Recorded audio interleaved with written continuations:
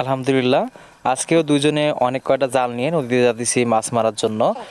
তো মাছ মারার আমাদের খুব নেশা, সেটা আপনারা জানেন ভালো করেই। আমরা কত নেশারু সেটা আপনারা আগেও দেখেছেন।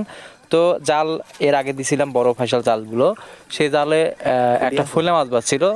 বিশেষ কারণে ঢাকায় গেছিলাম, তাই আপনাদের দেখাতে পারি নাই। তো আজকে আবারও জাল দিচ্ছি, দেখি ইনশাল্লাহ আমাদের এই জালে কি মাছ ধরে। নদীতে যাওয়ার পর নৌকা নিলাম, নৌকা নিয়ে চলে যাচ্ছি আমরা জাল দেওয়ার জন্য।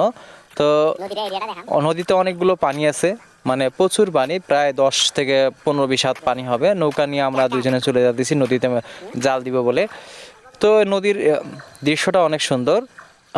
জাল একে একে 5-6টি জাল দিচ্ছি আমরা।